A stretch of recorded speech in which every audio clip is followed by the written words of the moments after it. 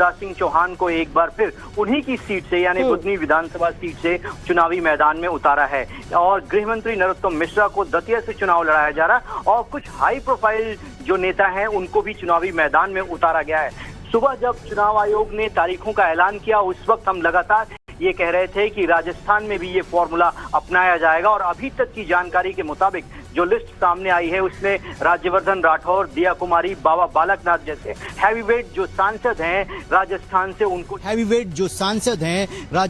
उनको चुनावी मैदान में यानी विधानसभा चुनाव में भारतीय जनता पार्टी ने उतारा है। ये बिल्कुल साफ है कि लोकसभा चुनाव से ठीक पहले भारतीय जनता पार्टी किसी भी प्रकार से कोई रिस्क नहीं लेना चाहती और वो ये दिखाना चाहती है कि इन 5 राज्यों के विधानसभा चुनाव को लेकर वो कितनी गंभीर है। राजस्थान में बीजेपी को पूरी उम्मीद है कि वो सत्ता परिवर्तन वहां पर होगा, ऐसे में कोई कोर कसर न रह जाए, इसीलिए 7 जो सिटिंग मेंबर ऑफ पार्लियामेंट हैं उनको चुनावी मैदान में उतारा है। राज्यवर्धन सिंह राठौर जो है सूचना प्रसारण मंत्री केंद्र में रह चुके हैं, वर्तमान में वो सांसद हैं, उनको चुनाव मैदान में उतारा है। दिया कुमारी को उतारा है। बाबा बालकनाथ जो कि नाथ संप्रदाय से आते हैं उनको भी चुनावी मैदान में उतारा गया है। रविकांत, आपका दोबारा रुख करते हैं और मकरंद काली समय मध्य प्रदेश से हमारे साथ में जुड़े हैं। मकरंद, मध्य प्रदेश के लिए बीजेपी ने अपनी एक और लिस्ट जारी कर दी है और यथावत सीट से शिवराज सिंह चौहान चुनावी मैदान में होंगे। क्या कुछ सरप्राइजिंग आपको इस दौरान नजर आ रहा है? क्योंकि ये माना जा रहा था अभी तक की जो लिस्ट थी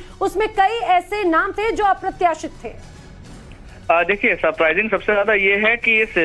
पिछली लिस्ट से जिस तरह से पार्टी ने चौंकाया था, इस बार ऐसा कोई सरप्राइज बहुत बड़ा नहीं है क्योंकि जितनी भी सीटें हैं ज्यादातर सीटें जीती हुई हैं और जितने भी कैबिनेट के बड़े मंत्री हैं या मध्य प्रदेश के बड़े नेताओं के नाम हैं वो सारे इस लिस्ट में हैं। मध्य प्रदेश के मुख्यमंत्री शिवराज सिंह चौहान बुधनी से लड़ रहे हैं जो उनकी पारंपरिक सीट है, वो चाहे गोपाल भार्गव हो, भूपेंद्र सिंह हो, प्रदीप लारिया हो या फिर तमाम जो दूसरे सत्येंद्र पाठक हो, ये सारे परंपरागत सीटों से जो चुनाव जीतते आ रहे हैं। प्रद्युम्न सिंह तोमर हो, प्रभुराम चौधरी हो, गोविंद सिंह राजपूत हो, ये सब सिंधिया गुट के जो बड़े नेता है, तुलसीराम सिलावट, प्रभुराम चौधरी, तो इन सारे नेताओं को उनकी ही पारंपरिक सीट से जहां से वो बड़े मतों से जीत करके आए हैं, जैसे मैं कहूं कि प्रभुराम चौधरी और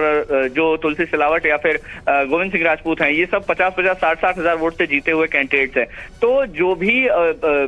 टिकट बटे हैं वो पूरे इस आधार पर बटे हैं कि वहां का जो प्रत्याशी है वो जिताऊ है या नहीं है। बहुत ज्यादा एक्सपेरिमेंट इस सीट में नजर नहीं आ रहा। 57 सीटें जो है उसमें जो मैक्सिमम सीटें हैं वो बड़े नेताओं की या जीते हुए नेताओं की हैं। तो जाहिर है कि जो बार बार शिवराज सिंह चौहान के या बड़े नेताओं के कहा जा रहा था गुजरात मॉडल लागू हो सकता है, तो उसको पूरी तरह से खारिज कर दिया है इस लिस्ट ने कि गुजरात मॉडल की तरह पूरे कैबिनेट के टिकट साफ नहीं किए गए हैं। ज्यादातर मंत्रियों को टिकट मिल गए हैं, विश्वास सारंग हो गए या फिर गोपाल भार्गव हो गए, भूपेंद्र सिंह हो गए, इन सबको टिकट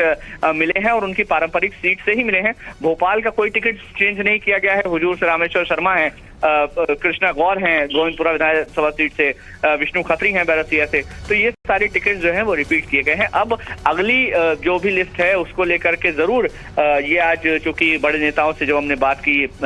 वीडी शर्मा से प्रदेश अध्यक्ष से बात की, तो उनका प्रत्याशित चीजें हो सकती हैं। उन्होंने एक इशारा किया था कि इलेक्शन जैसे ही अनाउंस होंगे अपनी